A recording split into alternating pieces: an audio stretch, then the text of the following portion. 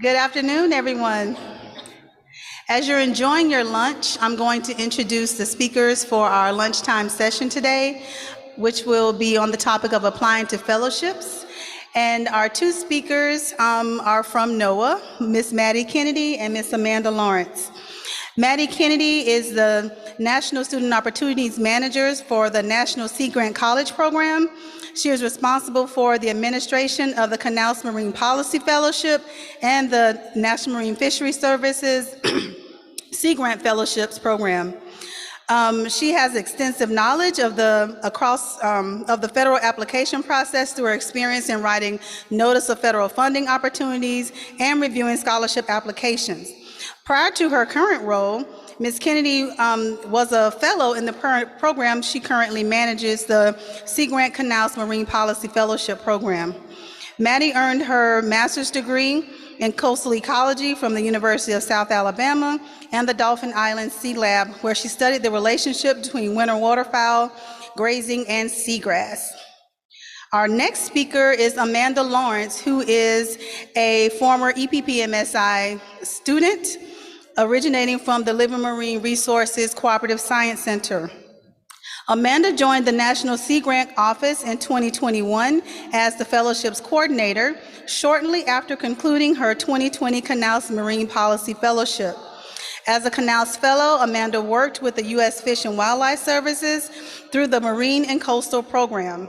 She earned her master's degree in 2020 from the University of Maryland Center for Environmental Science, where she worked at the Institute of Marine and Environmental Technology to enhance biological knowledge of the Jonah crab. So welcome Ms. Maddie Kennedy and Ms. Amanda Lawrence. Thanks, Natasha. All right, hey folks. I will start off. I'm Maddie. This is our first presentation in front of a live audience in 2 years, so be kind to us because we're really used to doing this virtually. So yeah, like Natasha said, we're going to be talking about applying to fellowships. For those of you who are students in the room, I would turn your ears on. For those of you who are mentors and PIs, I would also turn your ears on because you are counseling students through this process. All right, so I'm going to get started. We're going to talk about breaking things down and breaking down an application. We're going to talk about how to write a CV or a cover letter and a cover letter. We're going to talk about some of the other application materials that you're going to see. And then we're here to answer all of your questions. This is for you as students. Can you not hear me? Is this better? Okay, I'm really tall, so I'll do that too.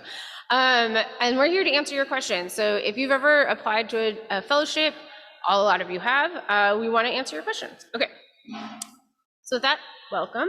Like Natasha said, I'm Maddie. My primary role is to work with students in their paths to coming and joining the workforce.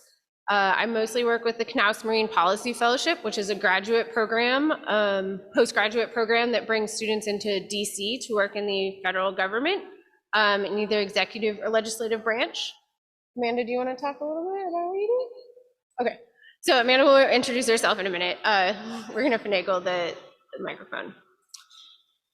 All right, so this part of the session, I'm going to call it breaking it down. And what we're going to do is we're going to talk about the different parts of an application that you may see and how to interpret those application materials.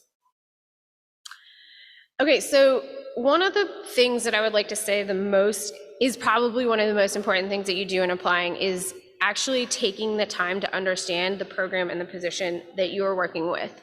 I know that sounds obvious, but a lot of times I get questions and somebody clearly hasn't read our website, which makes it hard to get going. So understanding allows you to tailor your application materials to the opportunity.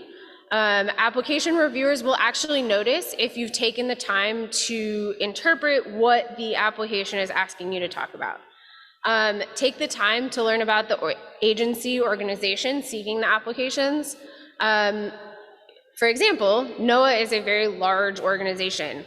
Sea Grant is part of NOAA, and we have our own mission that is separate from NOAA, so you should understand our mission if you're applying to a fellowship that we support, as well as the NOAA mission.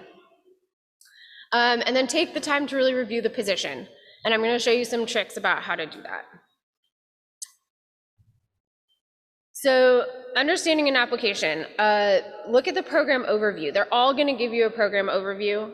It's going to talk about their mission, priorities, and focus area of that program, and make sure that those things interest you in your application process.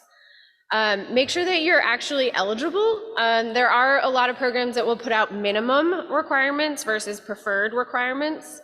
And knowing the difference is really important. Minimum is your bare minimum. Preferred, if you have them, that's nice, but it's not necessary to actually apply to a program. Write down your application dates because those creep up quickly, especially for those of us who can't organize our calendars well. So make sure you have those in your back pocket. Look at if the opportunity is like what the opportunity is offering. Your budget, your funding, is it giving you a salary? Is it giving you benefits? Something that I really like to recommend to students to look at is whether or not there's professional development involved, because being a fellow was the only time that I ever got professional development funding, and I missed that opportunity. Look at the required elements. So your CV, your cover letter, your transcripts. What are you going to need to pull together in order to make this application reality? And then the biggest thing that I've started seeing more and more is folks are including their scoring criteria. And that's really important to understand because that's how your application materials are going to be understood, read, and reviewed. Okay, so program overviews. So understanding the program mission and statement. For example, the program inspires and influences a broad base of leaders, citizens, and coastal management professionals to ensure healthy coastal ecosystems, resilient coastal communities, and vibrant and sustainable coastal economies. That is the Sea Grant mission.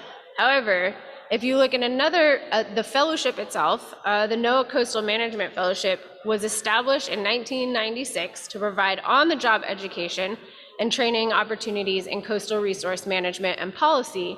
So it gives you a lot more detail about what the actual fellowship is doing within the program. So looking at eligibility information, ensure that you meet the minimum. Some key areas to consider are citizenship, years of experience, and education level. One thing that I like to say is years of experience doesn't just have to be in that field. Do you have 5 years of experience working at a coffee shop or at your local mechanic? That also counts as years of experience, not just in the field.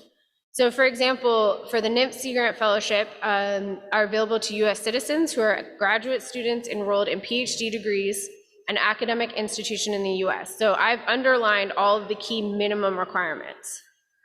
Any US citizen who will complete a master's degree or other advanced degree at an accredited university between a certain date are eligible to apply. So making sure that you fully understand those things. So understanding what goes into some of the required elements. We have personal statements or questions. You have a CV or a resume. And a CV, and we're going to talk a little bit more about what these look like in reality in a little bit, and we're going to give you some tips about that. A lot of times you're going to be required to provide transcripts. Make sure if you need official transcripts or copies, those do take several months to get. And then also letters of recommendation.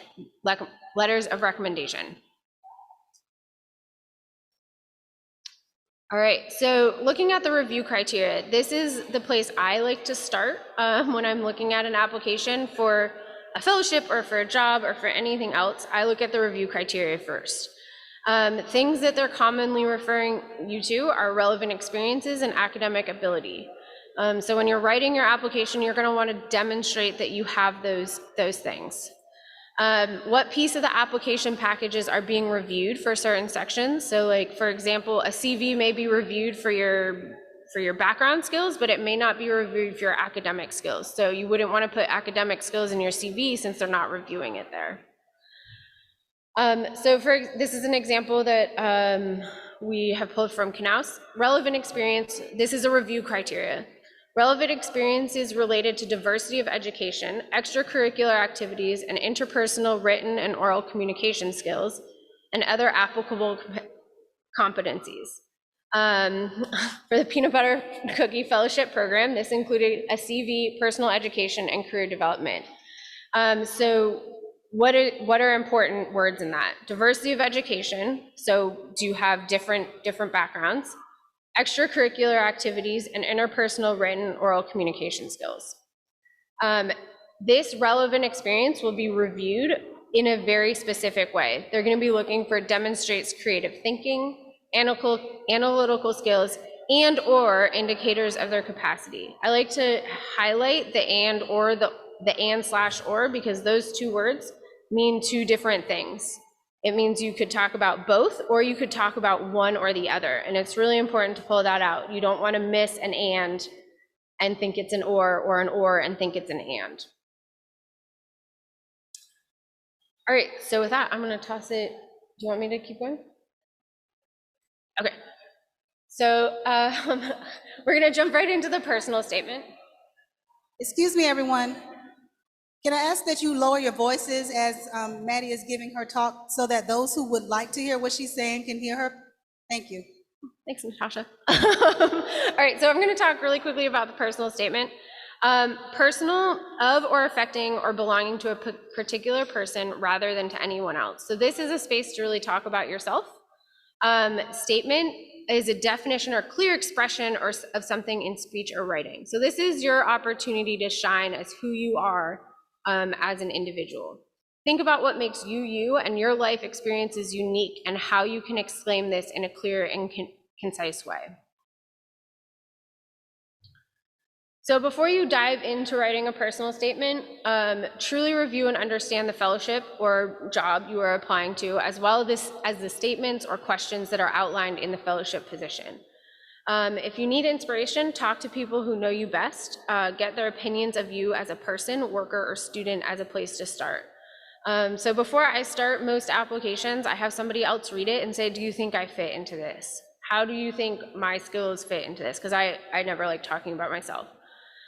Think like the reviewer. So if you've had a chance to look at the review materials, try and put yourself in their shoes. What are they going to want to hear from you? And why should someone choose you? And are there any gaps or discrepancies that may need to be addressed that an outsider needs to understand? So one thing that I say is a lot of times I get applications that say, I was an EPP MSI fellow. Well, tell us what that means. A reviewer may not know the significance or the impact that has had on your life.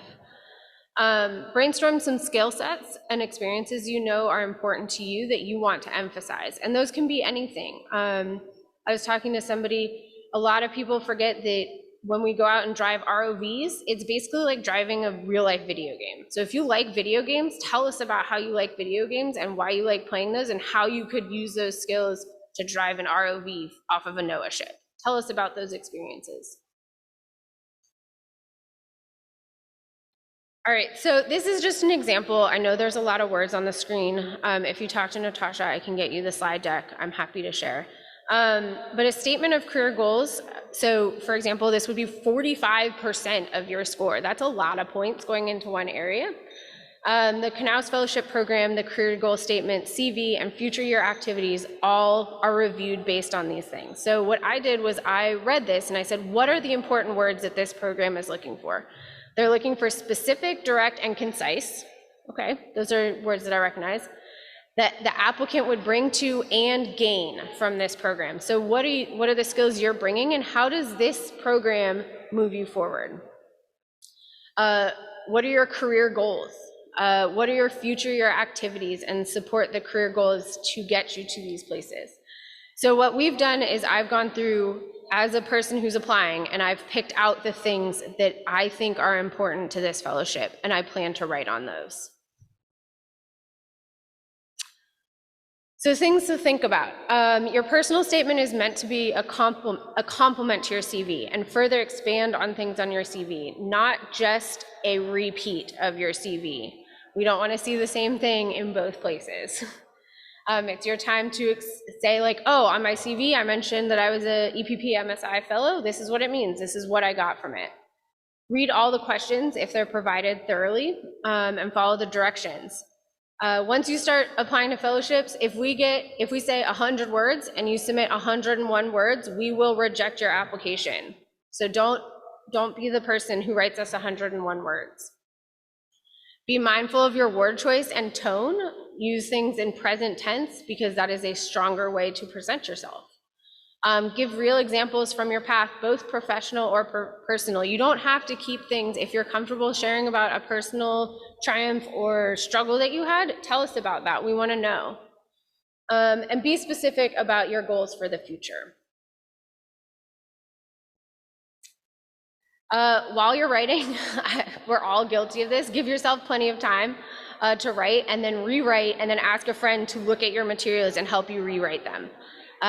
No first draft is perfect. I know that for a fact. Read it out loud as you go. I think that helps me personally know that what I'm writing makes sense. Be honest and use your own words. And then concentrate on your strengths, but also speak to the areas where you've taken a chance, misstepped, or even failed, and express how you adapted and learned and grow, because we want to see a lot of these fellowships are an opportunity to grow, and we want to know how you do that. And then before you submit, we're probably going to be a broken record on this one a little bit. Carefully review all your written materials for grammars and typos. Have multiple people proofread your essay, make sure it's clear to your audience. I would also say think broadly for your review. Don't just rely on your best friend who knows you. Rely on a professor, your best friend, a lab mate, a family member. They're all gonna read it in different ways. And more than one reviewer never hurts. I know I go to my mom for commas and I go to my friends for, does this speak truly to me? Make sure you never use an acronym. Don't use acronyms. We don't know what those mean. And then do a final word replacement check. Look for things like things and stuff, and be specific with your words, especially if there's a word count. Yeah. All right, I'm going to toss it over to Amanda. Oh, we're just switching back and forth. Sorry. We're still talking at you guys for another 15 minutes, sorry.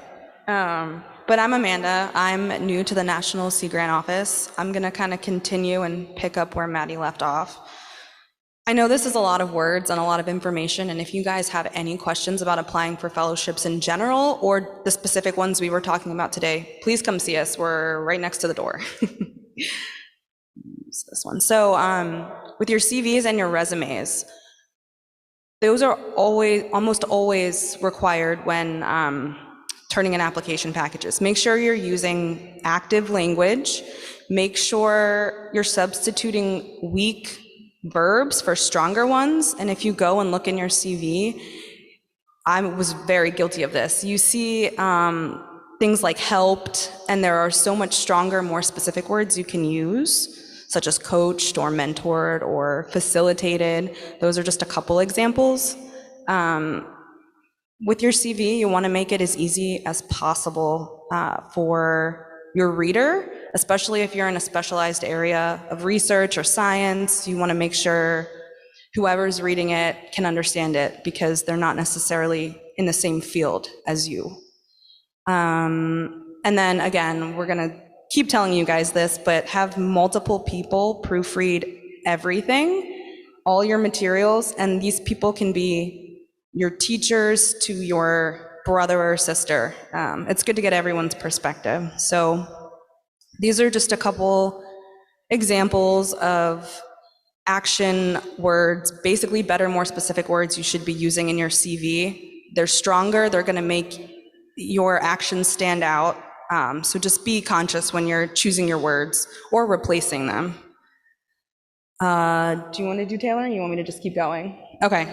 I'm just going to summarize this slide. Make sure you're tailoring your materials. And this is a piece of advice that will help you with anything, whether you're applying for a job, applying for a fellowship.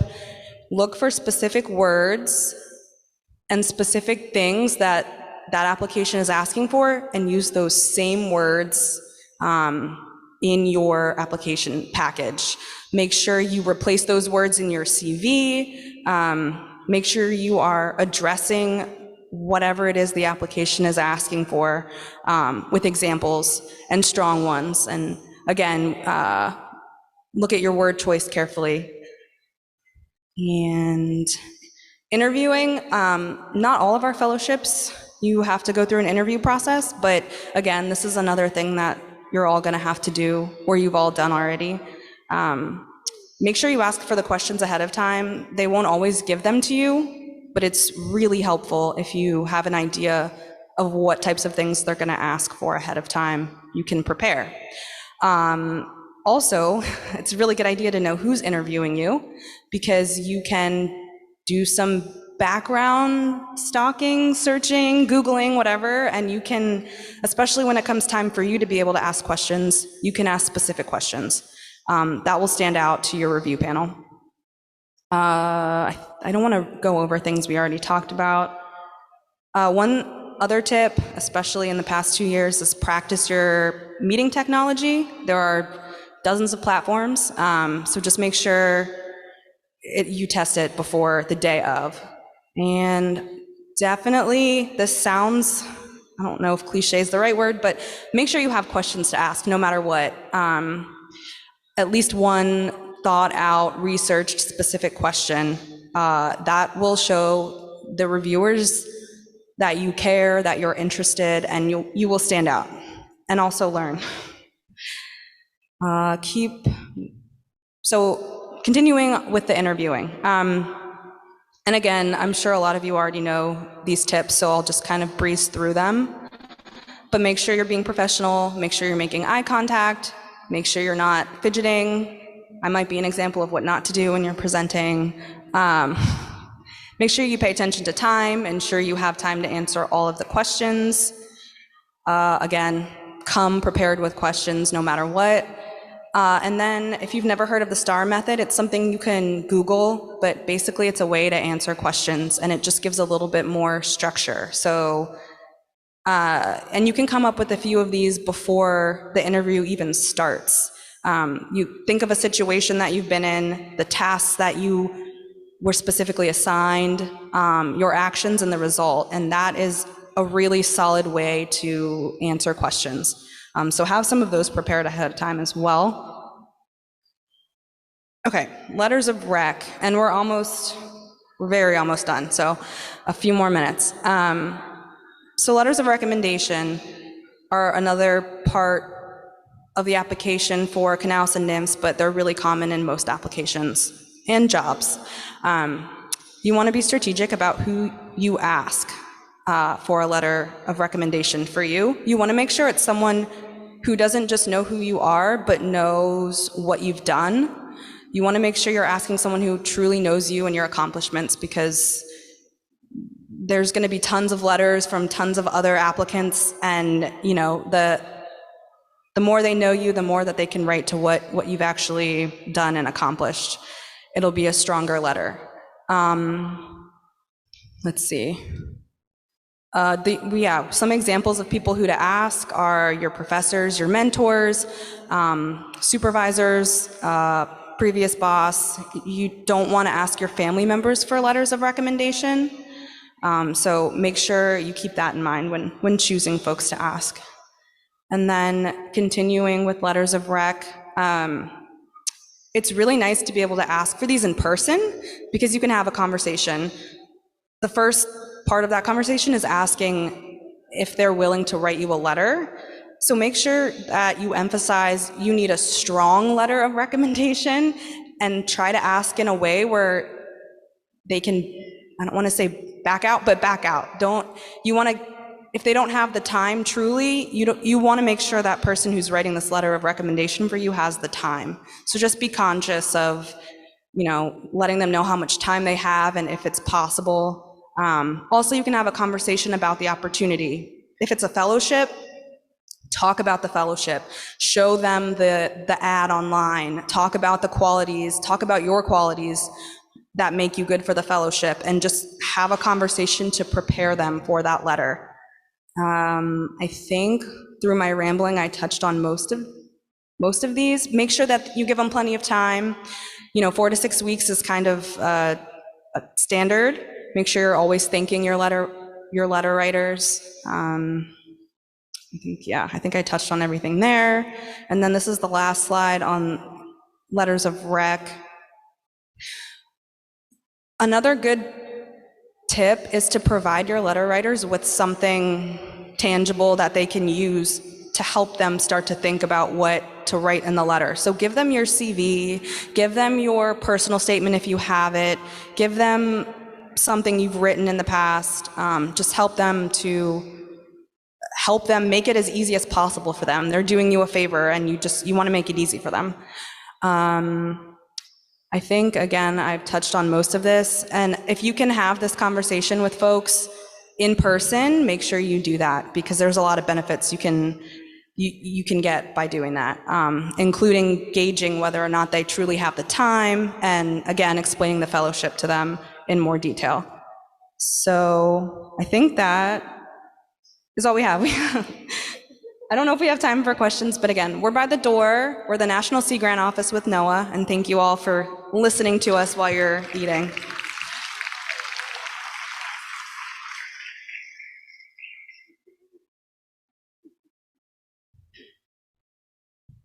So I want to take the time to thank, was there a question? There's a question. Oh, well, because lunch is over. Do you want to come? We'll be right up there, we're right next to the entrance, and we're happy to answer your questions, all of them. So Testing. If there's one question that would apply to everyone, we'd like you to ask it at this time, because it might affect a lot of people. I saw someone stand up. Okay, come on, meet me. They will disrespect me. I just had a question about when the letter of recommendation needs to be like you're applying online and it says put in their email and then you have no idea if they got it, and it's like check your spam or something like that. Yeah, do you have any tips for that piece where it's like, and also, should you ask to see the letter? Yeah, that's a really good question. So in a lot of situations now, people are giving the letter writers the ability to just submit directly to their system. Those should come out pretty automatically, but you can always follow up with like a program manager like myself, and we will tell you if that request has been made. Also, some people don't like sharing what they write because they want to be able to write anonymously and honestly. And it just sort of this confidentiality, they're probably good if they're saying yes, but I personally would never ask to see somebody's letter of recommendation, but that's just my personality. But a lot of times we do expect those letters to be anonymous. So hopefully that answers your question. All right, thank you, Mandy and Amanda. I want to acknowledge that NOAA Sea Grant was one of the sponsors of this EPP MSI forum. So if you have time, please visit their booth at the top of in the exhibition area. So we have about 15 minutes to move to our next session.